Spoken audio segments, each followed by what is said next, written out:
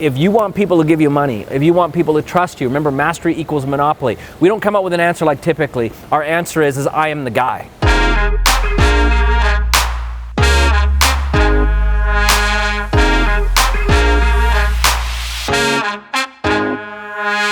This is Rick Titan. He actually is a former professional wrestler. How many titles have you held? It's crazy, right? I've held World Heavyweight Championship, Tag Team Championships twice in Japan, and a Heavyweight Championship here in Calgary. Okay, so here's the cool thing. Just watch this. Stand up for a second, Rick. Look how tall this dude is compared to me, right? Even though I do mixed martial arts, even a big guy like this, really tough to kind of wrangle with. One of the things that I encourage people to do is you consider who your ideal prospect is, right? Your person that you're doing business with. Now remember that every time you do a business relationship, it is a partnership. So you've got to bring stuff to the table, they've got to bring stuff to the table, and like we said in our other blogs, you run a business, not a babysitting service. So people who aren't prepared to bring to the table, you don't want them. So you really need to understand, what are you bringing, what are they bringing? And when it's a synergetic relationship like that, there's going to be money that's made. Your passion and purpose must overlap their passion and purpose, and that area in the middle where you connect is where all the money is made. As you start looking at these problems and solutions, you start learning your customers better. But where this tool has really become effective is I'm going to encourage you to take a sheet of paper, write those 25 problems in point form, take the solutions, write them on point form, laminate the thing. So you've got a front and a back, right? Problems and solutions. Now the next time you go to meet with a coaching client, rather than saying to them, how are you today? How's the weather? Can I get you a coffee? And you sit there and you BS for an hour talking about whatever it is that you've done and what they've done and what they're trying to do, and all this wasted time in a meeting. You can simply pull out your sheet and say, I can help you. Let's see if you're a good fit for my company. Circle the problems that you're looking to overcome right now. Here's your dry erase marker and you go. So they're going to circle on that laminated sheet the problems that they're experiencing, and then you're going to simply flip over the sheet and say, circle the solutions that you think would help you best at this time. They're going to circle those solutions, and now you're simply going to say, I've got XYZ packages that will deal with those issues, and close deal. But we have to get clarity on what we're doing, or we can't delegate to others. We can't get others to support us or our team unless we ourselves know the mission. Right now, I guarantee a lot of you watching me are following every single new trend that's out there, every new speaker that's out there. You're watching a ton of YouTube videos. You're reading everybody's book that comes out. You're doing all this absorption of information. I'm going to say stop it. Again, repent, right? You know my words, repent. And the reason why is because I believe we're in a society that's over-consuming, but not overacting or over-implementing. So what you need, instead of this plethora of information, you need to find a little bit of it and you need to master it. Write this down right now. Mastery equals monopoly. If you want to be the best at your field, get really clear at what you're doing. And then find and absorb only the information that's going to help you build in that area, and all the other stuff is irrelevant. I have never ever been paid for trivia, right?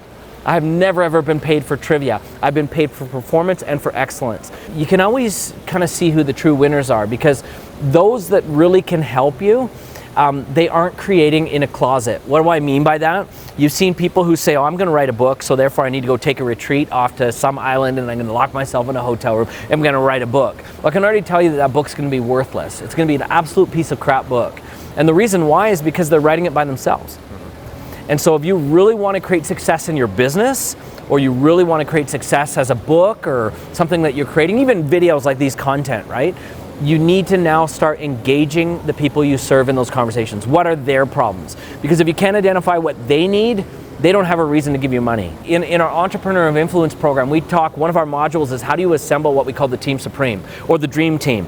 And a lot of mentors and coaches are out there saying you need a lawyer, and you do, and you need an accountant, and you need a bookkeeper, and all the standard business crap. But the one part of the team that nobody ever really talks about is your customers. That is part of your team. You must have customers as part of your team. If you don't have customers, you'll never have a business. As one of my mentors taught me, if you don't make a profit, you don't get the privilege to continue. I don't care how much you like what you do. If you don't have money coming in, you won't be doing it long. So this idea of having your customers be part of your team is essential. In fact, I believe that aside from you, they are the next team member that you should bring in. So in other words, before we even go hire somebody or even find the accountant or the bookkeeper or the lawyer or whatever, we need to find some customers. And we need to understand, what are they willing to support us with? What problems do they have? What are they willing to engage with? What excites them? What will they buy? How do they want to receive it? We can't collect accounts receivable if we're the nicest guy on the planet. You know, we can't get paid unless we really deliver value and also demand for it to be respected. What do we say? We teach people how to treat us. And so if we go there as the nice guy everywhere we go, we kind of come across as that idea of milquetoast or a pushover or McFly, right? You remember that? Yeah, right? I should do my best, Marty McFly. Well, McFly, right? Like, we don't want to be that in business. People don't, and I'm not saying this is you, but I'm just saying this is from experience. I don't know about you, but I never come to a networking event and say, who are the losers in the room I can do business with? I'm looking for the best. If I'm going to spend some money, if I'm going to invest, if I'm going to include you in my company, if I'm going to give you work to do, because this is, you know, even if it's a product you're creating for me, it's eventually going to go to my clients or whatever. I'm not going to look for the lowest guy in the totem pole. I want the very best. I'm willing to pay for it too. By the way, here's something Steve Jobs once said. He says, we don't hire smart people and tell them what to do. We hire smart people so they can tell us what to do. And that means that we are prepared to receive instruction, but we don't mess around. If we're going to hire somebody, if we're going to get involved with somebody, if we're going to engage, we want the best. We're not going to settle for average. And you can never create an amazing company with average expectations or average employees. If you want to get to a high level, you've got to start with everything being the best. This fortune cookie that says the journey of 1,000 miles begins with a single footstep. The truth of the matter is 1,000 footsteps, that's like you're going to be lost in the desert. So what I want you to do is, instead of taking 1,000 footsteps, I want you to determine where you're going to go and then take a single footstep in the right direction. And you'll find that by taking a footstep in the right direction, you'll actually eventually do circles around the guy that's running the 1,000 footsteps. I don't know about you, but I go into a Starbucks or whatever, or a coffee shop, and I see these guys always, they feel like because I'm doing a meeting, I'm making progress. Because I'm talking with people all the time, I'm making progress. I'm gonna tell you that that's not what progress and productivity is. Productivity is sometimes even doing less, but keeping the results high. So in other words, we scale down the bull crap that we're doing, the shit that's not giving you any value, and you focus, and then there you go. You know what's funny is I'm running right now an 8-figure business, but I'm done my work almost every day by 11 o'clock. That's what allows me to go and fight jujitsu or go hang out at the park or do what I want to do or travel or whatever. It's because I do deliberately the things that are going to pay off. And I won't lie to you, I delegate a lot of stuff to other people, but if you don't know what's valuable, how can you delegate? And if you're going to hire people to work in your company, how can you choose what you're going to have them do if you don't know what's going to produce results? Because every person that you hire costs money, right? You got to pay people to be working and supporting your company. So if you're paying, I'm just saying, 20 bucks an hour, 50 bucks an hour, 100 bucks an hour to have somebody in your company, why would you give that money unless you know that they can generate 3 or 5 times or 10 times that amount? So you've got to have real clarity on what your real productive activities are going to be. Okay, so here's the one thing I just want to maybe point out with that. His exchange comes from coaching people. Right away, that's attached to your time. Yeah. So that means you can only make as much money as the time that you can put in. And because I know you, and I know most solopreneurs are out there, you may say you're getting paid, what do you charge an hour to do coaching? $100 an hour. $100 an hour, but that doesn't include the hours that you're now as a solopreneur marketing to find those people, preparing to meet your clients and all these things. I don't want to guess here, but I'm guessing for most entrepreneurs or solopreneurs that are in that stage who haven't learned to scale and use the principles of leverage, and we'll talk about that in other presentations, but they're not making $100 an hour. You do the math, right? Like how many hours to even accumulate a client?